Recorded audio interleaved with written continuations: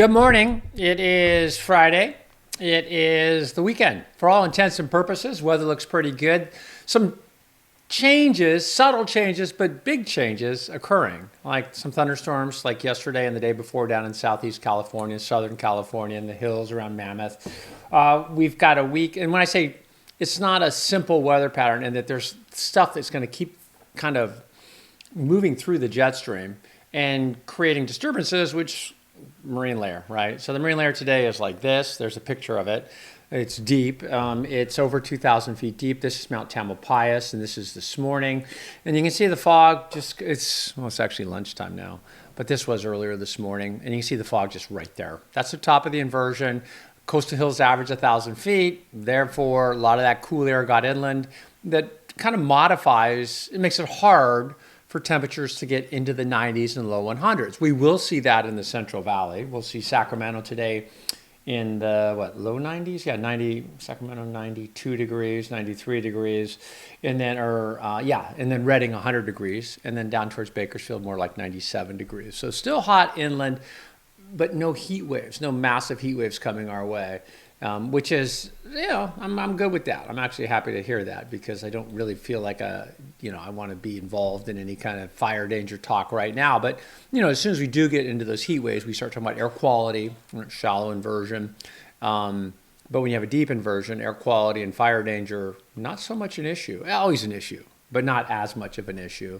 And what you also see here, too, you see the smoke, right? That's smoke that's been transported a heck of a long way from Manitoba all the way out here. There's air quality alerts in Minnesota. There's air quality alerts around the Great Lakes regions for poor air quality from fires, huge fires in the Canadian outlands. But some of that smoke has made it our way. And then you see the fog and low clouds, bunch of it, burning back pretty quickly today, a little quicker than yesterday. And you see the June gloom down in Southern California. So my friends down in Laguna Beach, San Diego, Santa Barbara, and that'll burn off. It'll be that, how it went yesterday? That's how it goes today. And again, the story here is the inversion starting off deep in the mornings and kind of shallowing out and burning back in the afternoons. Pretty typical June weather for Southern California, maybe not quite so typical for Northern California. I think temperatures in the coastal bay area maybe a little below where you might expect for this time of year.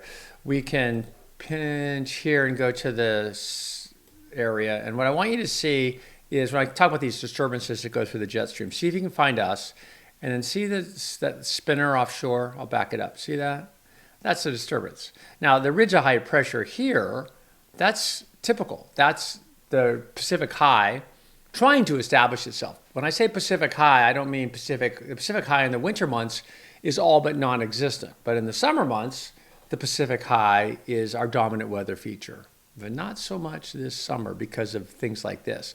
In the winter months, the Aleutian low, which is up in here, becomes more prominent than the Pacific high. But the Pacific high this time of year, and will, as we go more into summer, the days get longer, the Pacific high will kind of more set itself up. And you see that teepee of sorts?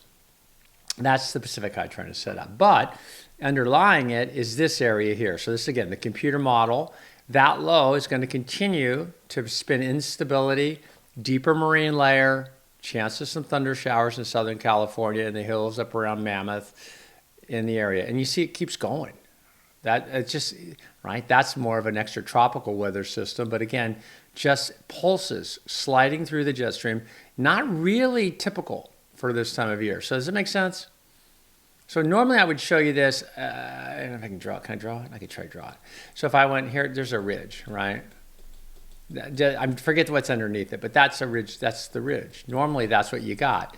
And everything underneath it is rotating clockwise, which is a high pressure, which is stable atmosphere, which would give you more of a shallow marine layer, which would give you more air quality, concerns, more fire concerns. This pattern, not so much the case. This pattern is kind of continuing to weaken the marine layer, which is, not the marine layer, the high pressure.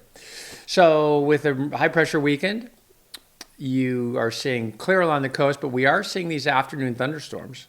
This is HRRR. This is this afternoon.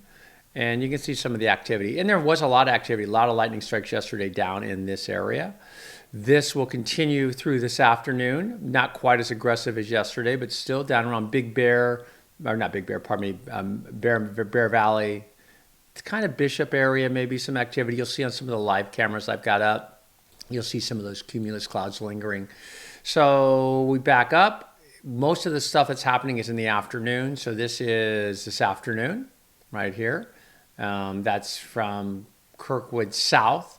You see, I'm just looking at that blue area, right? So if you've got outdoor camping, weekend, backpacking, travel plans, you want to pay attention. The afternoons, like this afternoon, are going to have some afternoon showers, maybe even a thunder shower in that area. Then we go to tomorrow afternoon, same thing, right? And then same area.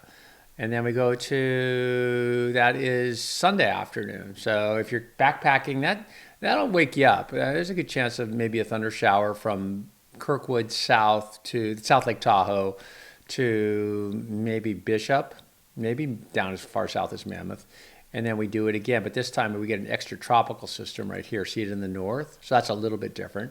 But again, this just illustrates that pattern I'm showing you, which is on that vorticity map, just these pulses going through. When the pulses go through, they create that kind of instability in the inland areas and that kind of fluctuation in the marine layer at the coastal spots. So this is the forecast for today.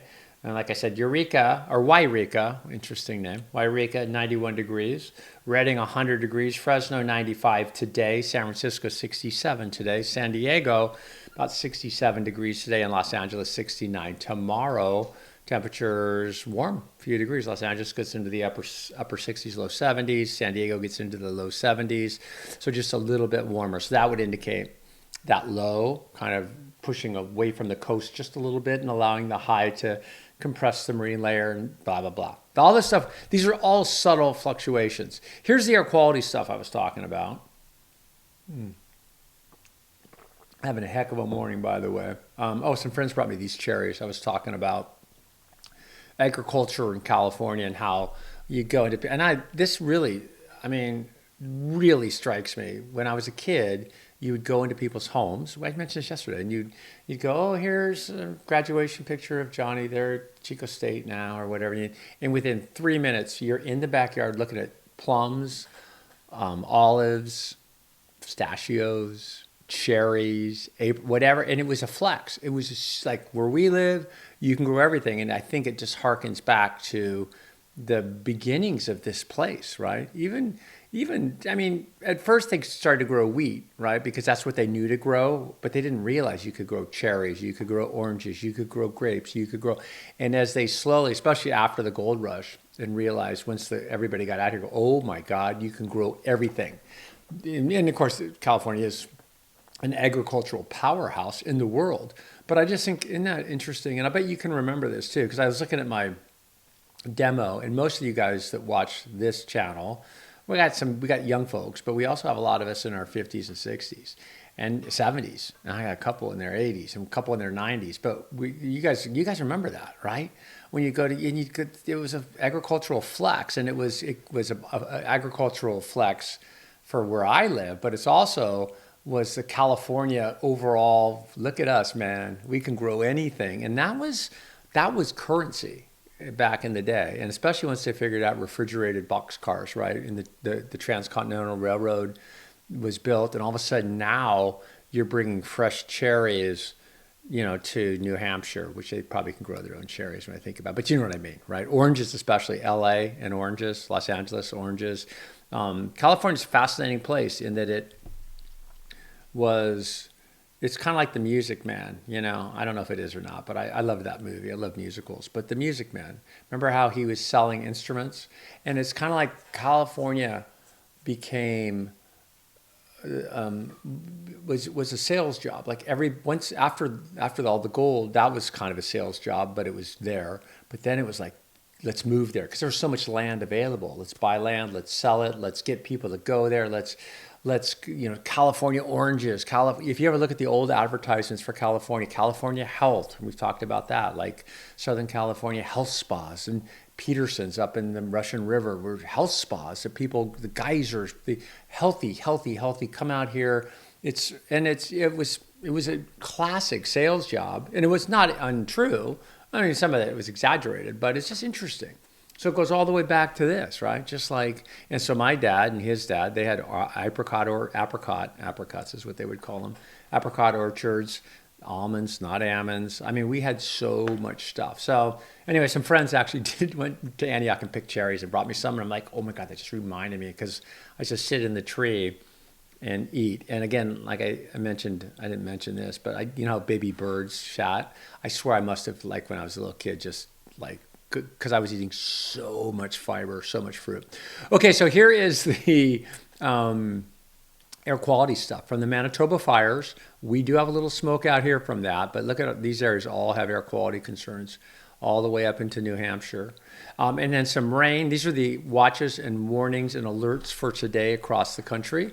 But most of the concern is really air quality stuff. There's some air quality stuff down in Arizona as well. This is, where are we? We're at Homewood, 7,349 feet up at the chairlift. The old turnbuckle on the chairlift right here. This is beautiful day. This is right now. And this is some of that moisture that could later on today, further south, develop into a thundershower or two. And you can see the lake is glassy today. And this is, can you guess where this is? This isn't, well, no, of course you can. Or can you? Yeah. It's an interesting shot. I would guess, but I would probably have gone down towards Malibu, but then realizing that this is the roof of the Dream Inn, I believe, which is that hotel down in Santa Cruz. The boardwalk would be back here. This is where I bring Dad. We do a move where he's 98. He's not doing great right now.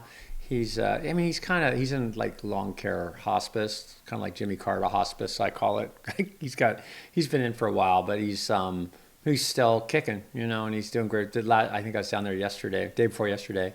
And the move is I'll go to the liquor store on the corner, and he's in his wheelchair, and we'll buy like a crappy beer or something, and I'll get 2 red cups and a beer, and then we'll reel out onto the pier right before the no alcohol sign, because there's a sign right here that says no alcohol, no dogs, and we have a dog and alcohol. So we park right here, and we sit and we watch people, and he maybe has 3 sips of beer, but at 98, I can see in his eyes that sort of like, oh, yeah, he comes alive. It's awesome outside. He's lost a few clicks, but in terms of once he's out in the environment, it's really awesome to see. So if you guys are with me, like when I'm 98, just get me in a wheelchair and just push me out to the pier. I'll be fine. I really will. And I see that with him too. I'll send some pictures over to you. But on a good day, we'll do this move where we walk the pier. We'll go talk to all the fishermen. And it's just interesting to see where we go all the way around. And then here's a bunch of the seals are here, and then the fishermen. But it's interesting to see how alive, like someone doesn't seem like they're really clicking hard, when you get older. But when you watch him, when he takes a sip of beer and he smells the air and he sees a bird, and he'll comment on things, and I'm like, oh yeah, he's in there alive. It really does. Nature is everything. It is. I call these nature snacks, because I think they are. I think even just doing what we're doing right now it makes you go, oh yeah, a lot more going on than just me. And that's what weather is. That's why I think I like weather so much, because you realize, oh yeah, it's a planet breathing, and without it, we don't live, we don't exist. This is San Diego. Wow, that just went off. This is San Diego, University of California, San Diego, and just a beautiful day, and a little June gloom down there for sure. For sure. Let's try this. I've never done this on this one. I don't think I have. Okay. Ooh, drizzly. That's that low kicking in a little. Wow. Yeah. Lucky day. God, I'm glad I didn't get a condo down there this week. I'm just joking. You see it trying to clear off. But it's pushing inland, so it's having a huge impact on the coastal areas. So that's over the last few hours. That's San Diego. This is Owens Valley. I put this in large freshwater lake. This whole thing used to be a lake. This is kind of bleeds into that agricultural thing I was talking about, where this was a huge, fertile, alluvial lake that was producing tons of vegetables and fruit and what have you. I'm not even sure what they grew in the Owens Valley, but it was for the farmers were crushing it in the late 1800s after the gold and the silver. And then another interest comes in down in Southern California. Mulholland and those guys start buying up a bunch of desert down in Santa Monica and down, right? They just start buying this land that's not worth very much late 1800s. LA's a weird place in the late 1800s. It's like bandits and stuff. And they start buying it up knowing that they were going to pull together the resources to drain this lake and then bring it down there. And once you own all that land, and now the land that was worthless has water, it's not worthless anymore. So that's Chinatown, if you ever saw that movie or read that book. I never read the book, but I should. Indians used to use this, obviously. The farmers used it, and it got violent. When the aqueduct went in, it was sold different. It's interesting. That whole story of Owens Valley is sort of it's nefarious in its origins and how sneaky and developers can be. But, I don't know how illegal it was. It was just sort of diabolical. But, they bought land around the river and then got access to the river. And then it was just like a whole snowball of things that allowed them to finally drain this beautiful, this beautiful area. Can you imagine a giant lake there with river running into it and that in the fertile alluvial soils, because those are all alluvial fans. These areas that drain off the hills to either side, that's erosion, and that's really fine soil. You'll see that down in the Santa Lucia Mountains too. These big alluvial fans, they create awesome farmland. But there were, the farmers, they got violent. I mean, there was violence. I don't know if anybody died, but it's like Muscle Shoals, if you remember that on the railroad situation. The same thing, farmers against the railroad, but this was farmers against these huge real estate developers in Southern California, and they blew up the aqueduct. They would dynamite the aqueduct to try to kill it to keep the water. I mean, it was like it's really just old school stuff. So it was a dust bowl down there too for a time. This whole area turned into, they had a severe, what was it called? They called it the I thought they called it, there was a dry lake in 1926. The lake went completely dry in 1926. And there was a name, they call it the Owens Valley Dust Bowl, because when they drained it, it was just all this fine dust, and it was kind of, just a second dust bowl, if you will. California history, man, it's a thing. It's a thing. And it's not, and say with the railroads and the water rights and the real estate rights and the Spanish land rights, there's so much not good things with the Indians, the Native Americans, how things happen. And I guess it's just the nature of capitalism. I don't know. But it is, and it all happened, and you can't deny it. A lot of it, some of it good, a lot of it bad. This is San Francisco's Ocean Beach. A couple folks going out. Now I love these two because it's a good learner day. Just sit on the inside like that guy's doing. See what he just did? Just grabbing whitewater. That's what you do. Just stay out of the way. Don't go outside because you can get hurt. But just stay on the inside. You can do that all day. It's fun for no money, and it's great exercise. It really is. Now, those guys don't have any business here. This is the lane, which is more of a local surf spot, especially out at the point, not today necessarily, but those guys I just showed you hanging out on the inside. That's awesome. That's exactly what you should do.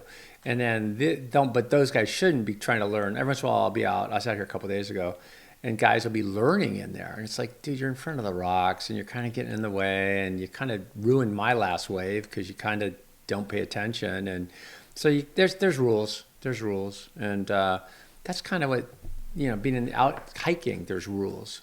Boating, there's rules. Surfing, there's rules. Tennis, there's rules, and you learn them. Respect tennis, respect basketball, respect surfing, respect these things. Be a horse, mountain biking on trails where there's horses.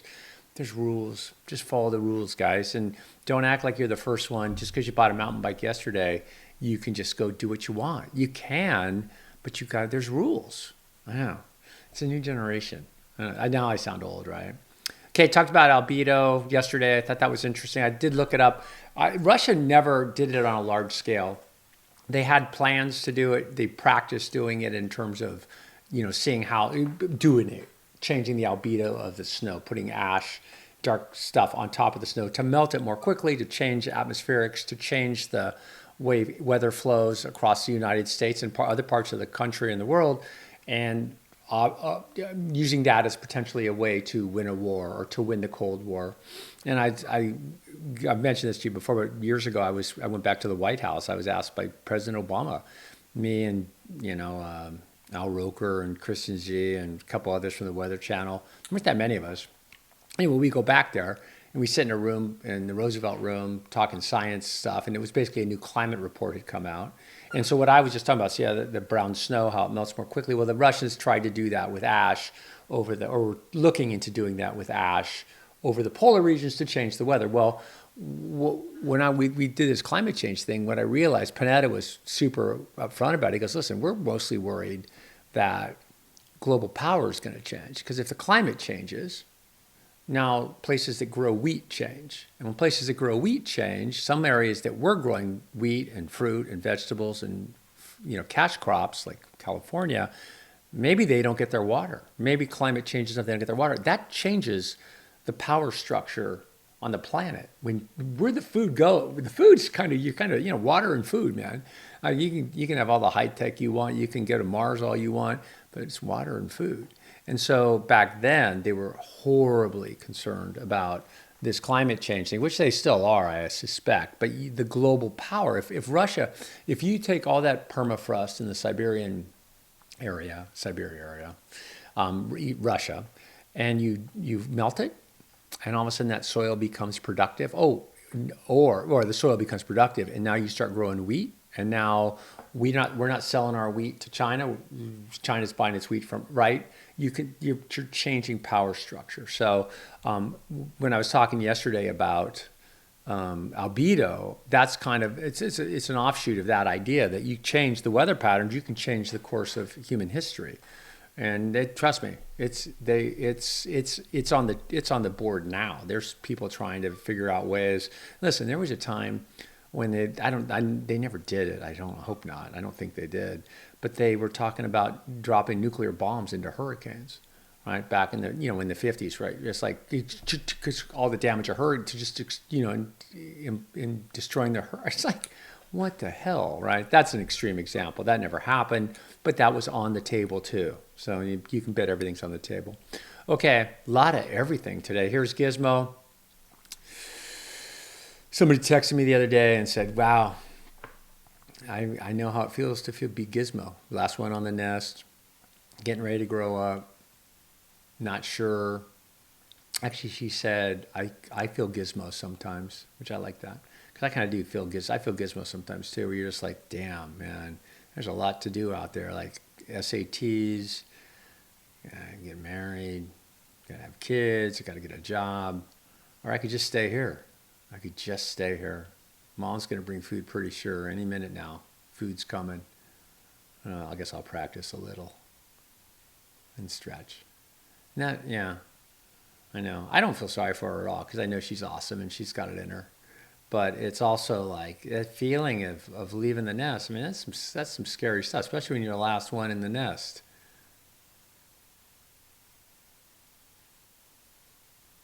Yeah. Oh, I thought she was going to fly. That's how close she is. Oh, my God. I literally thought she was going to fly. A lot of times they'll stand out there like that. That's what they do when they're fledging. Look at her. Isn't that awesome? Dude, we're going to be here all day now. And it looks like she just wants to go so bad. Oh, my God. If she had a headwind coming into her right now, I saw Sunny, was it Sunny? Yeah. I saw Sunny do this where she did that, and the wind came and just picked her right up off the branch about 6 inches, and then she came back down. So technically flying. Okay, so you don't pull this up at home. This is as of 12:30 today, so somebody's getting ready to leave the nest. Look how beautiful she is. Oh, bald eagles. They get big, up to 8 foot on the wingspan. 8 foot on the wingspan. So that's big. They weigh up to 14 pounds, the females. The males weigh up to 12 pounds. And they live up to 35 years. and even longer in captivity, up to 50 years. Wow, 14 pounds. So I said, yeah. The females weigh 14 pounds. The boys are about 12. Okay, that's it. You have a great day. I will see you back here.